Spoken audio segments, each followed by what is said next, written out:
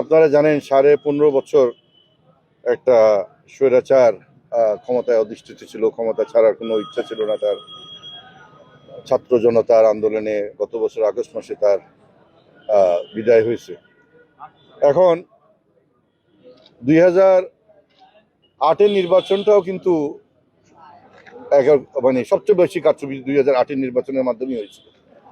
তা আমি বলবো 2001-এর পরে আজকে 24 বছর পরে একটা প্রপার নির্বাচন হওয়ার প্রেক্ষাপট সৃষ্টি হয়েছে।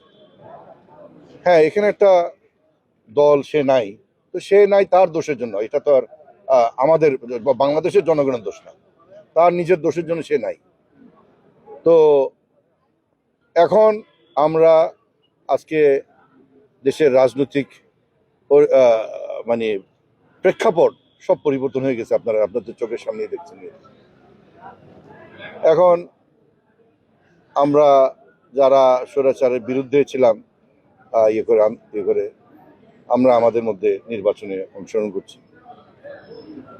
আমি আশা করছি যে ফেব্রুয়ারি 12 তারিখে দেশে একটা সুন্দর এবং সুষ্ঠু এবং একেবারে কারচুপিপূর্ণ মুক্ত একটা নির্বাচন। আমরা 1991-2001 সালের নির্বাচনের কথা স্মরণ করতে চাই। বিশেষ করে 1991 তো বটেই, 2001 সালেও বটে। 11 সম্পূর্ণ নিরপেক্ষভাবে নির্বাচন হয়েছে। তো সেই এরকম একটা নির্বাচন আমরা আশা প্রত্যাশা করছি এবং ইনশাল্লাহ যদি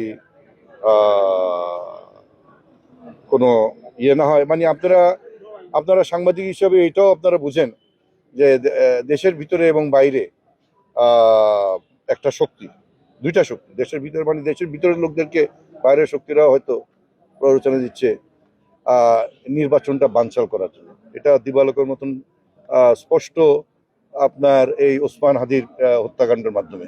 হ্যাঁ, এখানে তার রকেট সায়েন্স বোঝার কোনো কারণ নাই।